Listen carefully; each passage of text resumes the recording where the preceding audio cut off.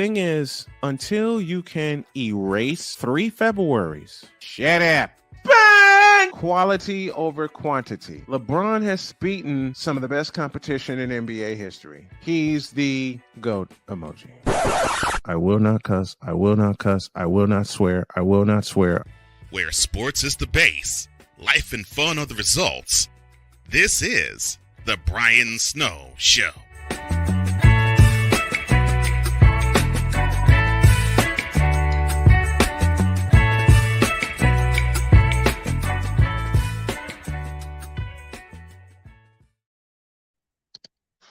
When a fan base just like tries to pull you in, and I mean they really try to pull you in. Good afternoon, everyone. Welcome to the Thursday edition of the Brian Snow Show, and I may as well just get this party started right now. Victor Locke joins me. What's up, Victor? How are you, Snowman? I'm great, man. Good. I'm great. Very good. Especially when dealing with some of these stupid people. Oh, did I say that aloud? I'm sorry.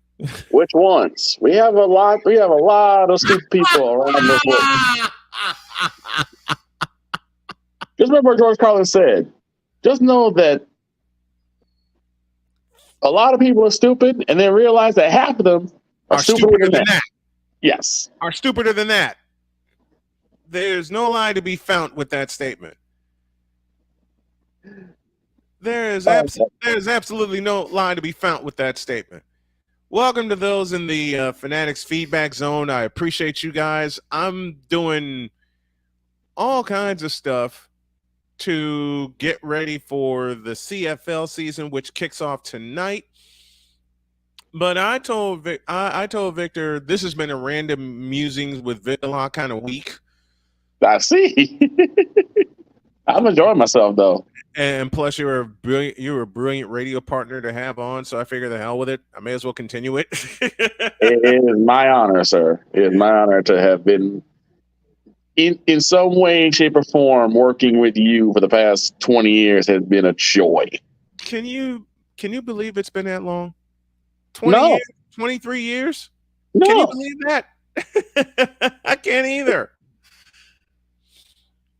Some people don't in the last 2 years. I mean, look, everyone kept talking about the new duo, the new dynamic duo for sportscast debate shows with Skip Bayless and Shannon Sharpe, and they're supposed to last for several years. And now I think it's been barely 2-3 years.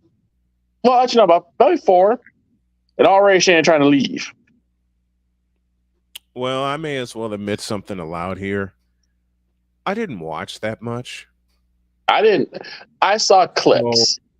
Well, that's as far as I got too. I saw clips, and that's about as far as I got. But it's kind of funny because it's almost like those two, as polar opposites they are, they're also kind of the same person. They're also very similar too. Well, yeah. Just as different fans. Because like Shannon can say how much of a fanboy Skip is for Tom Brady, and he is to a sickening degree. But then you look at Shannon Sharpe and how he falls over his face to save LeBron. Oh God! It's kind of the same thing. That is an understatement. But that was something that did cross my mind, particularly about because a lot of people say, well, after the Damar Hamlin thing happened, yes, that's when Shannon wanted to get away from Skip. I'd say it's before that. So I think the argument they had on air was before that, wasn't it? Mm-hmm. I think they've been trying to separate since well before Damar Hamlin happened. Well, yeah, because I think after that, and let's just say Skip was absolutely wrong for both counts. For one, this is supposed to be your boy. He's supposed to be like a person you hang out with outside the camera, right? And for you, and also Shannon Sharpe is a Hall of Famer, well deservedly so. Very much so. So the fact that you would sit there and try to denigrate his career, all to prop up Tom Brady, they're both going to be Hall of Famers, whether you want to admit it or not. So why are you denigrating one to prop up the other? And that's the problem. There's a lot of lack of respect in this industry you guys are in. I've noticed. You think? And some deserve it. Some deserve the respect. Some do not. Okay, Nick Wrong, hello. You do not deserve it. Quit climbing in my head. I'm telling you now. If Nick Wrong ends up joining Skip Bayless at the desk, FS1 is going to have to pay for his therapy sessions. He's going to be a blubbering, crying mess every single day. If Nick Wrong joins Skip Bayless at the debate desk, do you think their ratings are going down the tubes now? Say what you want about Skip. Skip knows how to handle himself on the mic. True. It's the people he's been with that don't. Well, it's not even that. It's that he's so staunch in his beliefs, he can't even see that there's a possibility that maybe he might be wrong.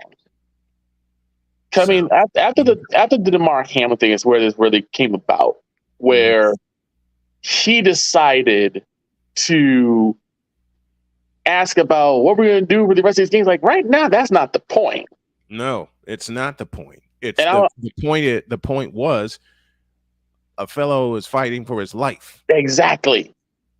And you also fighting for your life, and congratulations on that battle won. Much appreciated.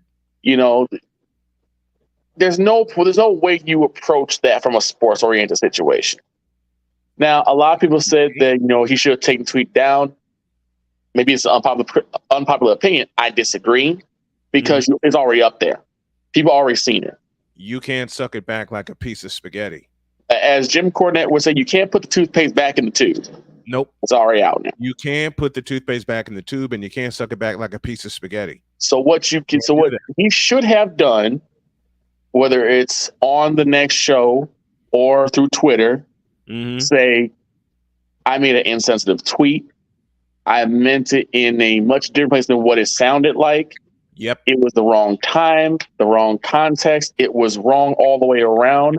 I apologize to Damar Hamlin, to his family, to the Buffalo Bills, and the Cincinnati Bengals, who also had to deal with that as well. I apologize, and I will, use better judgment than what I used. But I mean, you're talking about a situation where a fellow was fighting for his life. That insensitive POS comes out, and I'm talking about the tweet, not the person. That comes out, and instead of backing down, he doubles down. Yeah. What is wrong with this picture? Because, like I said, he just can't be wrong. For him to come out the next day after Shannon explained that you should tweet down or whatever, he said, well, no one had a problem with it. Well, you did kind of backtrack it, so someone did. Someone did, yes. Someone had a problem with what you said. And of all things, you should have had a problem with what you said. Exactly. You should have been human enough to say, man, that was not the right thing to say. Let me try it. Let me try and explain myself, or even just say, I'm sorry. Even just apologize at this point, because there was no point in you even explaining yourself. But from that situation, and like I said, like right around that time, then Shay going cray in a game between the Grizzlies and the and the Lakers, where Shannon Sharpe about to fight with T. Morant, John Morant's father. Yes. It's like you are a sportscaster and a Hall of Famer at tight end. What are you doing? What are you doing? I mean, you get paid to weigh on the situation, yes, but what are you doing sticking your nose in that situation? I don't know. What in the world are you doing sticking your nose in that situation, man? So to me, I thought it was hilarious that these two, who used to be real close, I mean, he was talking about how much they hung out and everything like that. Now they can't get away. But ask yourself this. I remember Stephen A. going through half this. It seemed like Skip had a lot more respect for Stephen A. than he does for Shannon. You know why? Because half of the stuff that comes out of Shannon's mouth is just plain stupid. Yeah, that's true. Let's call a spade a spade. Half of the stuff that comes out of Shannon's mouth is just plain stupid. Well, I'll ask you this. Who would be your dream partner if you were actually able to get onto one of the bigger sports networks? Who would be like the dream partner? Well, first of all, I don't care to get on the bigger sports network because I'm busy trouncing all of their asses by building one. And second, I already got one of them. I'm talking to him right now. Well, I always defer that to Cole Johnson because you guys make magic every morning, but And I do appreciate that. Like you're not doing that now. I would take every one of these NBA aficionados and bury him in the dirt. And I do it inside of 5 minutes. And that's not just to say that I know everything about the NBA. Good Lord, that is not the case. I just know what I am used to watching. I know what I have put up with for the past 20 years. And I'm not pleased nor impressed. Either way. Do I get paid to weigh in on the NBA? Yes, I do. Do people weigh in on the NBA? Hell no! It's also tell the truth with what I'm doing. It's also funny because this conversation between you and I about that individual, that spanned, we were actually on opposite sides of the spectrum for a while. 2 years. For 2.5 years. Because I gotta share this funny story. Victor and I were living together in Gary. And I was watching old games that I had on my laptop at the time. And I nearly ran out of memory. I had downloaded so many games. Victor comes to me and says, look, we need to have a chat. And already my spider senses went up. And I said, why? And to Victor's credit, he poses a simple question to me. He goes, why don't you give LeBron James a chance? Well, first of all, Victor should have known my answer because I immediately bristled. Bristled, I don't think is the word for it. All right, I will use your newly found word. What you mean? let me put it this way. I have never, nor will I ever be a bronzosexual, but I've always been the type of person that's like, let me give this guy a clean slate, give him a chance to see what he can do. Absolutely. And that's how it was with LeBron. Yep. And then Brian wasn't with that. It will never be. So when I asked him about why don't you give LeBron a chance, and this was a legitimate question he asked me, folks. Yep. There was a pause.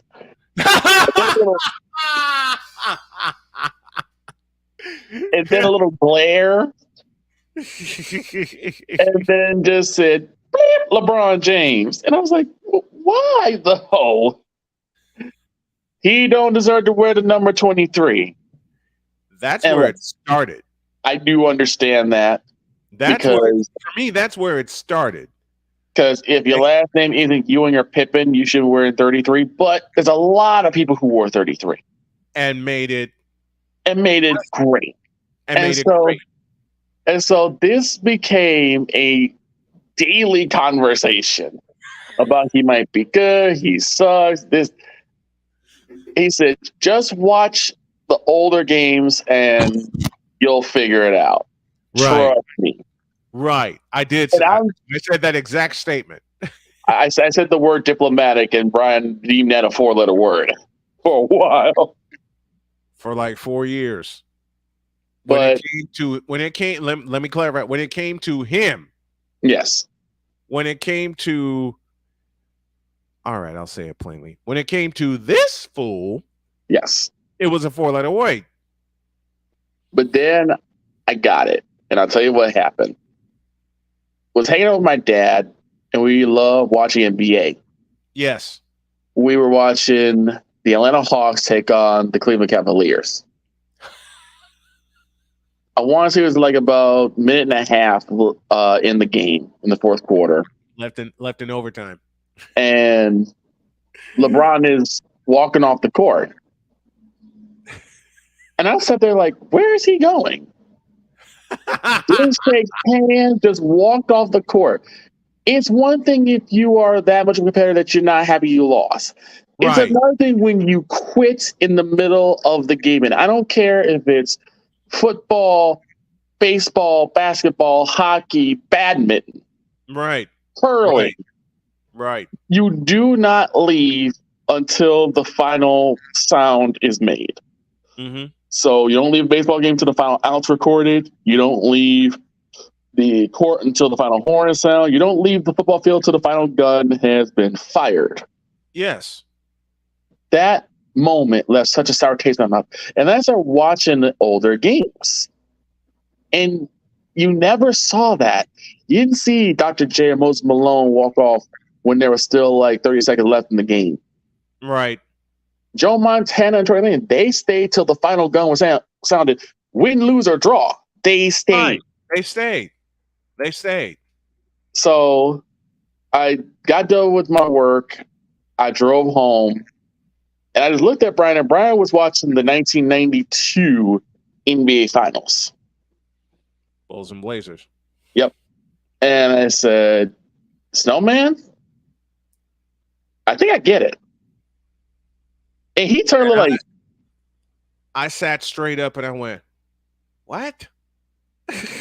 I said, I get it now. What you meant about LeBron. There's a lack of commitment when it comes to him. Mm-hmm. And you've seen it with all the teams he's been with, from being in Cleveland, then taking his talents to South Beach, and then being there, and then going back to Cleveland, and then going all the way now to the West Coast. Which is where he's going to finish his career. I mean, you can read the tea leaves from 100 miles away and see that. Yeah. Yeah. You can read the tea leaves from 100 miles away and see that.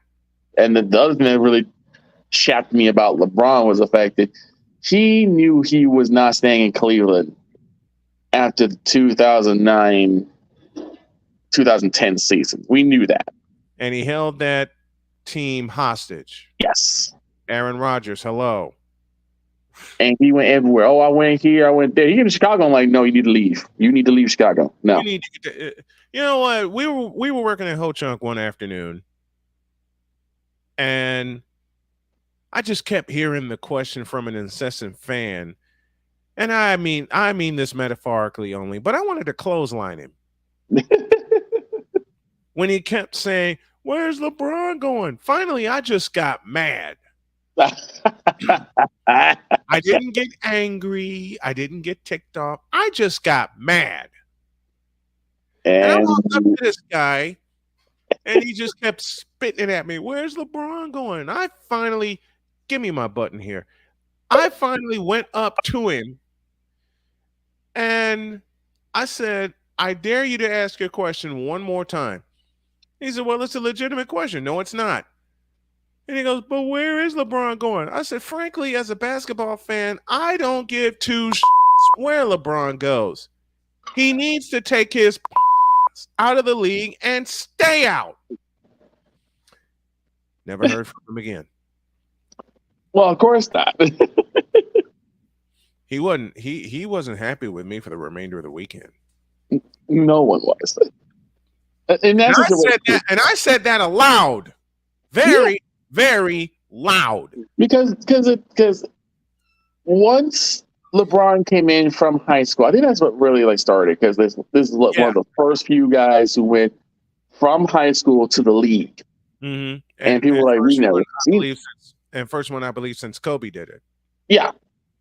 And so people were like, "Oh my God, that's so amazing that he's that confident." And I was like, I think it's a bad idea. I believe that you should always go to college. And there's twofold reasons. Number one, education over everything. Yes. Education should be your top priority, because you're only blessed with a few years of being able to play this sport at a high level. Very exactly. Thank you. You know, Michael Jordan, what did he major in when he was in North Carolina? Communications. Exactly. Also, he majored in math. Mm-hmm. The two things you need to set up a franchise, a brand, which is exactly what Michael did. And boy, did he ever. The other reason why you should always go to college is because you need that last final polish. Yeah. When you're going into college, and that college always does that for you. You need that final polish before you go into the league. And the first few years is when you really hone your craft. When you get Yeah, into the league. exactly. And so it kind of irked me that he decided to forego that because it was almost like, dude, you still need some time to mature. Mm-hmm. Now there are very few players that can come in and kick ass immediately while still sharpening their iron. Kobe Bryant being one, Kevin Garnett, Moses Malone, Daryl Dawkins. Mm-hmm. All right, very few and far between. But as far as LeBron goes, I actually heard, oh dear Lord, I'm gonna have to push a button, and I don't Oh, believe I'm gonna do this. oh no. I had a conversation with a bronzexual, and he said to me, and I'm not making this up, folks. I'm not making this up. He said to me, quote, LeBron is the greatest player to come out of high school into the NBA.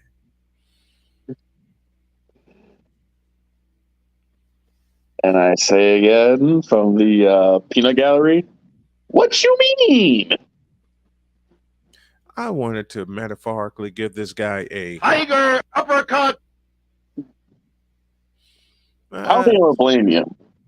I said, don't you ever tell that lie ever again. Ever. When I think about how this bronze sexual wave has gone, I always go back to like 2010, 2011 because one, And it does happen in it does happen in waves, doesn't it? yeah, because you have this guy and these people like flock to him, but then also you take this, he also was into the music Mhm. aspect of the NBA, which if you think You've about it, always said that, and I applaud you for saying that. You've always said that. yeah, 2011, 2012, the NBA and music, particularly hip hop music, kind of married together. You know, and a lot of that also coming into with Jay-Z owning the Brooklyn Nets. A match made in hell. Yeah. But the That thing whole- is, That whole genre, the hip hop merging with the NBA, and I'll say Mhm. it again, and I've said it aloud for the years that it's been going on. A match made in hell. and so A now, match made in hell. and now what you have is like hip hop really infiltrating into basketball, which I don't mind on the surface because, hey, music and basketball, I don't have a problem with it. Right. But what got to me was that the term hater got so big in 2012, Dear God. particularly when you talked about the Heat, Dwayne Wade, LeBron James, Chris Bosh, and when I played the game NBA 2K12, And I every remember song, every Had freaking the word song hater. had the word hater in it, and I was like, why though? No one hates LeBron James. Oh, some people do, but it's not a personal hate. Like, I No. don't know him, so I don't personally hate him. And that's where people misconstrue my criticisms of LeBron on the damn floor Yes, for hatred. yes, I'm saying this is not hatred. This is me criticizing him and his play on the floor. Period. That's all Exactly. that is. yeah. And you can hate the product on the floor and not hate the person. Mm-hmm. I sometimes attune what LeBron's going through with what John Cena went through in around the same time, actually a little bit earlier, like around 2005, 2006. Right. You know, Right. the WWE was going into the PG era, Dear and God. John Cena was the poster child for the PG era that people did not like. They didn't like the product. And that was right about the time Cena won his first championship. Yeah. At WrestleMania 2005. Because people loved him when he became Thugonomics and everything like that. But it wasn't until like, I want to say like around 2011 was when Cena, people started to like turn away from him because he was too PG. And he didn't like the PG product. And so therefore they equated John Cena to the PG product and were like, yeah, we hate this guy. And what they don't realize is it's how he has been written since 2011. Victor Yes. Locke joining me here on the program. Another dose of the random musings. I got David St. Dennis on the way. We're going to talk some Actually, Victor, hang out with me. One more segment with you, then I'm gonna have David close the show to talk some baseball. I'll be back in a little bit. This is the Thursday edition of the Brian Snow Show, if I can ever say it right. Back in a minute.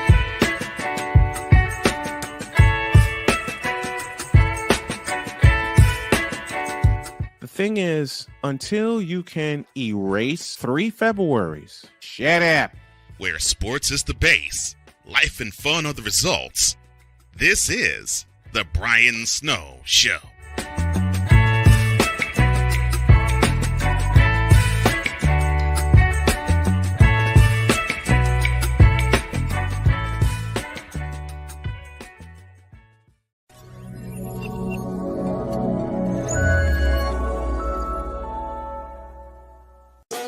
The original Think Drink is back.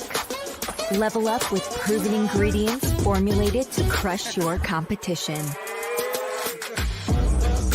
No gimmicks, no jitters, no messing around. Just high potency results that keep you moving day or night. There's a new nerd in town, and we came to play. Nerd Focus, smarter than energy. One of the great things about ordering meals from Mother of Macros is that you can do it from the comfort of your own home. Click the national or local delivery link to access the menu, and we'll ship the meals right to your door. We understand you won't always have time to plan, shop, prepare, and cook to provide healthy nutrition for your family, so the process is simple and saves you hours. We know you're busy, so our meals are professionally prepared and packaged. You only need to heat them up and enjoy. We provide macro-balanced, delicious meals, chock full of fresh, local ingredients with none of the stuff you don't want to eat. Plus, our menu changes every week, keeping your taste buds wanting more.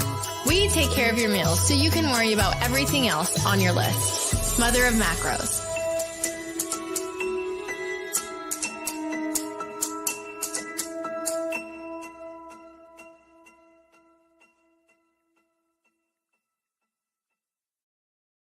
This planet has been great to me. It's given me gifts that I can't even explain. It's given me adventures and memories I'll never forget. And Battleborn, I think, has given me the opportunity to go beyond and give something back. How can I be a better custodian to this planet and the place I live? That's where I am with Battleborn. Let's make the planet a better place.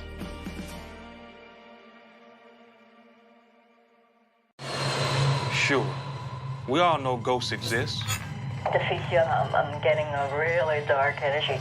But if you trying to hunt them, there's one simple rule you gotta follow. What the hell was that? Guys, hurry up and get the hell out of there. No matter what happens, stay calm. Oh, Jesus! Oh, my God! Oh, hell no! Hey, Matt, what's up? Okay, that's a balloon. It looked like it was a demon. Wow. We be fly for nothing. We be fly for nothing. OEO, mucho. Run it. So where are we going?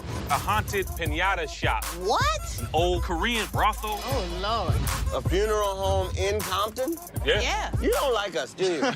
It's business. I get fly for nothing. I roll with OPO. Official paranormal operations, baby. We got infrared cameras set up all over the place. Whatever's in there, we're gonna get to the bottom of it. Y'all down with it?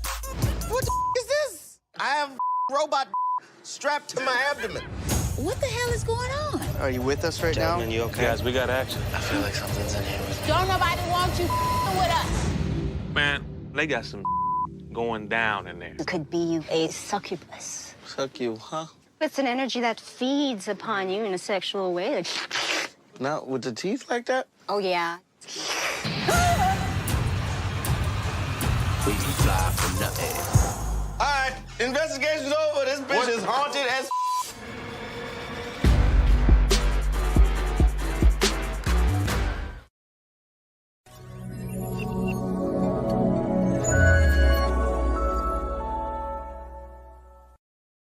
This is Brett, and you're watching Shady Sports Network. Tune in, hit that like button. You might wonder, what do these guys do? player signing announcements.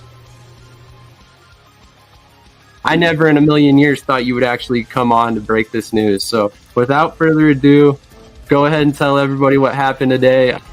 Yeah, man. I just had to work out with the Cincinnati Bengals. Signing me right out. Without further ado, I'd like to announce that, I'll be taking my talents to Salina Liberty.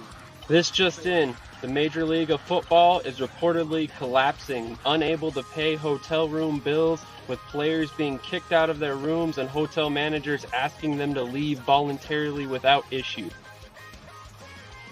And then we got Lions wide receiver Williams is debuting this week as a starter. That's something to look at as far as the eye test goes. And then another one on the eye test is Mostert. It might be coming back to Miami. And we can see if he has a role in this offense and see if he can be viable for the next couple weeks coming and help us in the playoffs and possibly towards a championship. That would be very nice because he's sitting on my bench right now.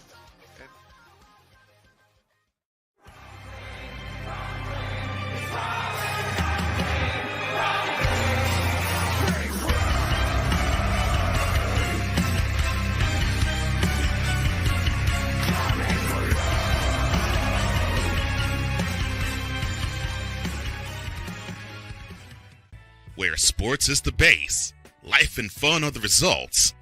This is The Brian Snow Show.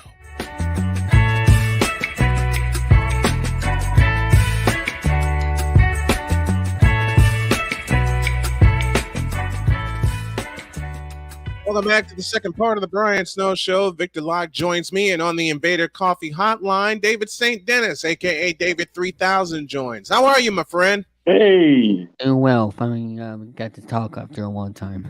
Finally got you on. We're getting it all together. Let me pose a question. Yes. Let's talk some baseball. I've had so many people ask me when I did my preseason predictions who I had winning the American League West. And my answer is simple: the Houston Astros. And people are looking at me like, what? Yeah. You don't believe in the Texas Rangers? Let me answer that question live right now. Hell no. I do not and will not believe in the Texas Rangers, and part of the reason is gone for 2 years, and that's Jacob deGrom. This is where David comes in. Talk to me. Well, first of all, can Victor hear me? Yes, I can. Yeah. How you doing, David? Interesting. I don't know how you set that up, Snowman, with the phone calls, but anyway, the Texas Rangers, you know what they have? They have some good pitching, but you know what's more important to them is their offense. And they've been scoring runs, and what just happened recently, Jacob deGrom, he has Tommy John surgery. Yep. And it's very unfortunate because other than the pitchers like Kershaw and Ohtani, he's the best pitcher in the game when he's healthy. But we haven't seen him a full season with him since like what year? Can't remember exactly since you've seen a full year of Jacob deGrom. Maybe 2015, but I can't remember the exact year the last time we saw a Not full. since 15. When he was with the Mets, and the Mets went to the World Series. He has not been healthy since then. Not since 2015. No. And he's been getting hurt every year after year every year. He already had Tommy John surgery in the past. I believe it was in the minor leagues or something like that. But now he's got Tommy John surgery again after many of the injuries that happened with him since 2016. This has been going on for almost a half decade. And it's really unfortunate because, like I said, he's the best pitcher in the game. No, nothing comes close to it. Like I said, other than Ohtani, Kershaw. Scherzer is getting older and he's been struggling a little bit. But it's just that where do we go from here? We are not going to see DeGrom until 2025. The Texas Rangers, what do you think was going in their heads right now after signing that non-contracted DeGrom until like 2028 or so? What's your thoughts? I'm going to ask Victor as well. I don't know if he's a baseball fan or not. But he what is. you two? Okay, what team? Chicago White Sox. White Sox. Okay. White Sox, Astros, and Cards on the NL side. Let me answer Dave's question. What are the Rangers thinking? Yes. It's pretty simple. Half of our budget just went down the tubes. Yeah, that was their like big off-season splash right there. That was their main off-season splash because they already got Simeon and Seager from the previous off-season. They were like, okay, they're getting there, and all they need is some start pitching and getting there. And now this is the main target, getting DeGrom. And then now he has Tommy John. And all they have left as a good pitcher is, there's Nathan Eovaldi. And it's just like, where do we go from here? What do you think what is going through their heads? Well, here's my question to you. Who's their ace now? DeGrom it's Nathan Eovaldi. It's Nathan Eovaldi right now. It's got to be Eovaldi. Let me come to Victor. Does Eovaldi become their ace now, Victor, with DeGrom on the shelf for 2 years? He's going to have to be. He's going to have to be. And that's a tough thing to ask any pitcher when the ace goes down, that you have to be that ace. You have to be that guy that can get your team into favorable positions and even have to pitch complete games. For someone who's pitched back in high school, it's very, very rough when someone says, hey, right now you got to be our guy. Mm-hmm. You got to be our ace. And pitching is the most important part. Yeah, and he got the Player of the Month last month, and I've seen it firsthand as a diehard Boston Red Sox fan. Eovaldi, back in 2018, got traded. Came to Boston, had that magical 2018 World Series run, and playoff one as well. Then he got hurt a little bit in 2019. I don't know about 2020, but with 2021, the Red Sox didn't have Chris Sale. Eovaldi was their ace because Chris Sale was hurt still. Yeah. Mm-hmm. And that's one thing that Boston's going through. Thank you for mentioning that. They're going through this right now with Chris Sale. The inconsistency. And if there's you guys know, and the folks in the chat know, if there's one thing in sports that bothers the daylights out of me, it's inconsistency. It bothers everybody because that's your lifeblood, is your consistency. Because he's supposed to go out there. And he's been and Chris Sale has been so inconsistent since he left Chicago. Yeah. Well, I wouldn't say very inconsistent because he had a great year in 2017 with Red Sox. Same with 2018. He helped Boston win the World Series in 2018. I even met him I even met Chris Sale in person at the Winter Weekend this year. You know, I told Chris Sale, thank you for 2018. And he said thank you because he, without him, I don't think the Red Sox win the World Series. I'm saying that loud and clear. Without Chris Sale, the Red Sox, will not win the World Series in 2018. And because he was consistent that year. But since after that, 2019, he was having a terrific start to the year. But then in July, he got hurt. And the rest of the year, Tommy John, I believe we got Tommy John. Yeah. Yes. He missed out in all 2020. And 2021, he was only there mostly for the playoff run that the Red Sox were trying to push for. And that's why Nathan Eovaldi is what, that's why the Rangers got him. Because whenever a team has their big ace, that pitcher goes down. So that's why the Eovaldi is there to protect the starting rotation.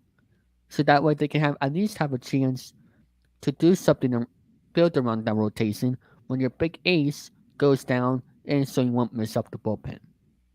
Well, who's after Eovaldi? Because as we mentioned, DeGrom is down. Now you have Eovaldi, who is stepping up to be their ace. Yep. Who is next? who follows Evaldi to pick up the slack on that Rangers pitching staff? That's a good question. It's going to be between Martin Perez or John Gray. I'm not impressed with Gray. Mm. I'm not impressed with Gray, and I'll give you two reasons. One, he doesn't have a wipeout pitch. And Victor, you being a former pitcher, that is so important. Yes. So important. I bring back Mark Burley. What was Mark Burley's wipeout pitch? His changeup. Yep. Yeah. And Gray doesn't even have that. Not on a consistent basis. Let me clarify. Not on a consistent basis. The changeup is a pitch that many people kind of overlook because it's not the prettiest pitch. Mm-hmm. What I mean by pretty pitch is a lot of people go for like the split finger, the slider, the curve. Yeah. Fork ball. 12-6 curve. A fork ball. You know, a pitch that has a lot of movement. But it's not always movement that actually gets the batter to chase. It's also the speed because it throws off your timing. Yeah. And it's also the location. Yeah. Yes. And by the way, actually, before I say it, will you still be on the Dugout Crew podcast today? I should be able to make it. I should be able to. Also, same thing for the interview Friday night. Yes, Friday's a go.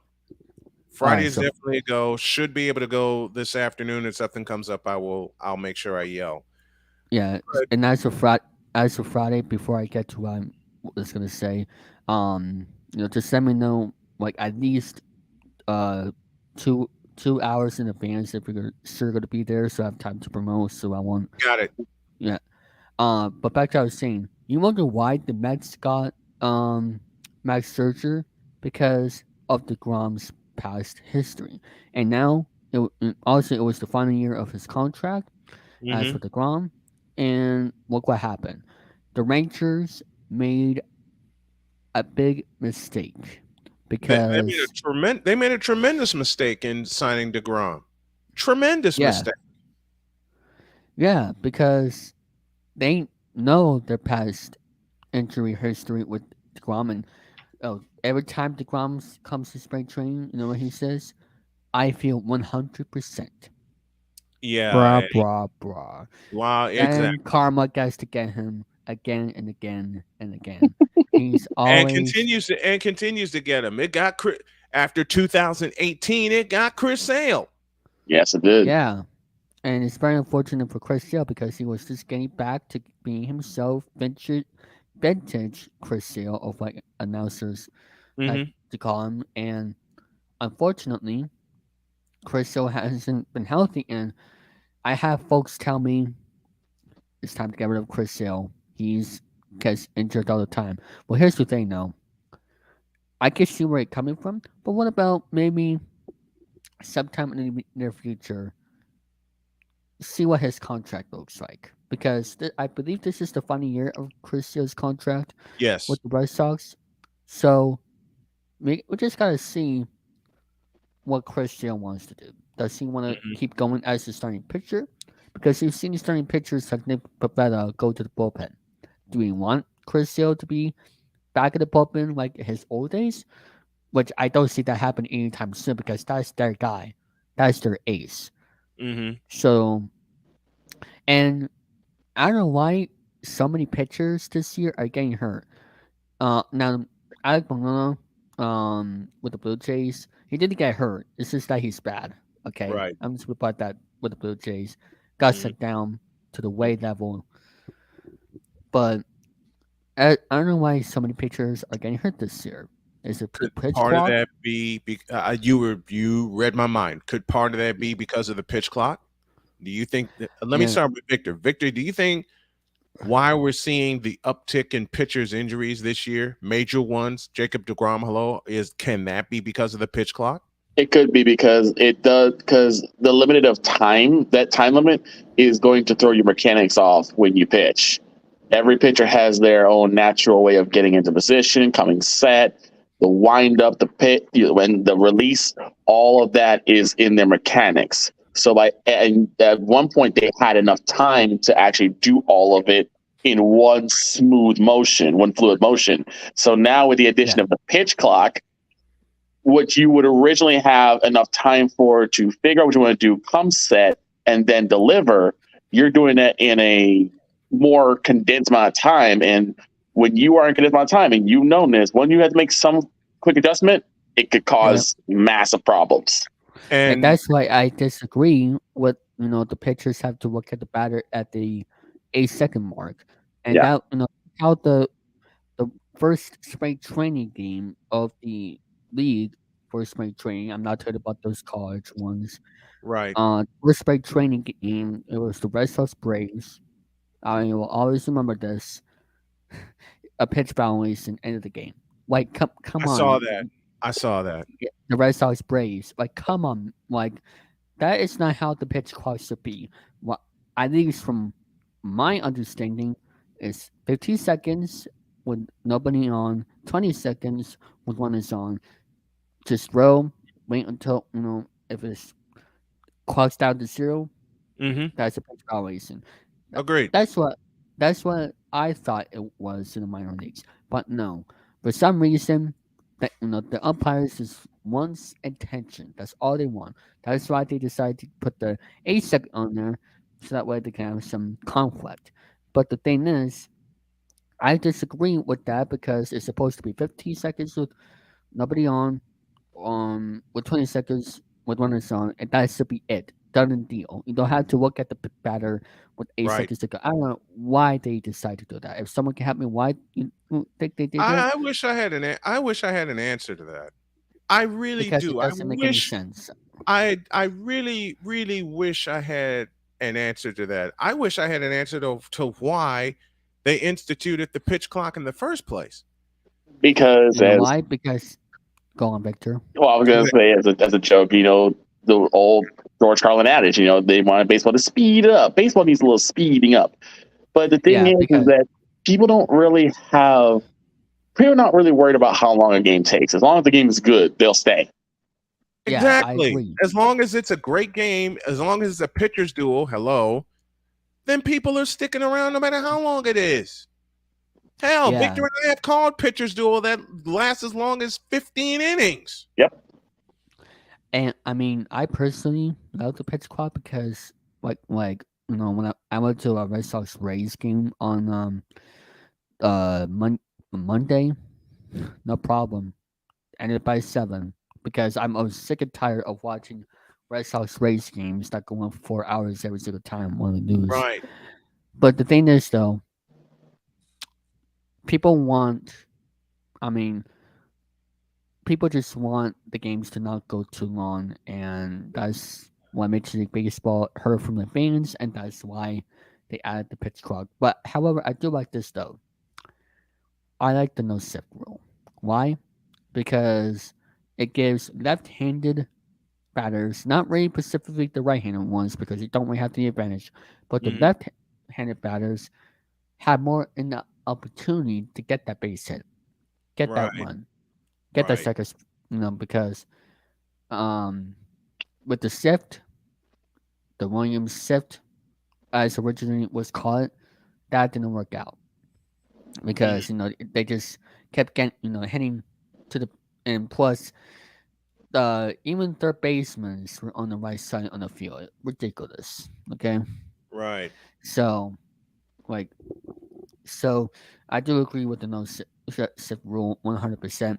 With the pitch clock, I personally love it. I just wish, hopefully by next season, to calm down the injuries, to get rid of that 8-second rule because I don't like that at all because it has caused some conflicts with these dumb umpires.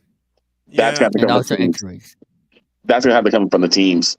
What's going to probably happen in this off season is a lot of teams are going to have to come up with a training regimen for pitchers to be able to pitch within that pitch clock. So they're not having too many rigid motions and eventually causing injuries. So they're probably going to have to come up with some sort of training regimen for that. Agreed. Yeah. And here's another thing, and we'll close out with this. Yeah. Something I have noticed since I want to say 2016 with Jake Arrieta, two things. One, a lot of pitchers are now working from the stretch, even with nobody on base, even if they're a starting pitcher. Yeah. And two, even though you're doing a full windup, they're working from the chest and not going overhand. They're working overhand. Let me start with Dave. Why do you think there is such an uptick on pitchers exclusively working from the stretch, even though they're starting the game? I'm talking about pitch one and beyond. It's part of their routine. If it's part of their routine, that's part of their routine. And also back to the pitch clock, it's kind of weird seeing it's not just regular pitchers getting hurt. It's aces. Because back in the day, when there's an ace on the mound, you're gonna get a quick game no matter what, because they would just want to get the game over with as aces. Yeah, they want to get it and go. They want to get it and go. But for some reason, how many aces are healthy? That's my question. True. So this doesn't make any sense at all, and I don't know if the sticky stuff might have been caused the problem too, because with Tyler Glasnow, he said he got hurt because back in 2021, they made a change at the at the All-Star break, or in June, end of June before July, of getting rid of the sticky stuff, because that was a big problem during the pandemic, right? And we've been seeing how many no-hitters in a row that year in April. Some of the no-hitters that caused investigation.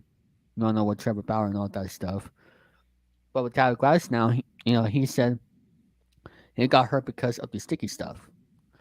And I believe Pete Alonso has something to say about the sticky stuff as well. I have to look back at what Pete Alonso said back then, but that's what they said. I don't know if the sticky stuff has to do something with it. Maybe they should bring back the sticky stuff for next year, have some kind of rule for the sticky stuff, because they're still checking. They're getting back to checking the pitches now, because they saw something fishy back in end of last year. But that's just me. I don't know what you guys think about that. Yeah, let's have Victor close this out. Victor, what do you think? I agree with Dave. I think it's a part of their routine. Is why they're coming from a stretch. It's one of the things it's one of the modifications that they're going to have to do to keep themselves limber, to keep themselves from getting injured. So I think that's why they're doing that, because they need to, basically because of this big change, people are trying to adapt and evolve with it. A lot. One thing more, I'll take us home here. One thing more that a lot of pitchers need to do: stretch. Yeah. Stretch out. Take more practice tosses before the game starts. And what's funny was Kenny Jensen. He was the slowest pitcher last year, and now he's throwing harder with the pitch clock, and Kenny a little bit better with it. It's just I don't know. It's crazy. And by the way, I hope I can stay here on the stream after the program if you want. Well, we're gonna close up shop here. David St. Dennis of the David 3000 Network joining me. Victor Locke joining me as well. I want to thank y'all for joining me. Thank you guys for coming on. Thank you guys in the chat for everything. I appreciate you guys. Gonna close up shop. God bless you, and I will see y'all tomorrow. We're out of here. Take care, guys.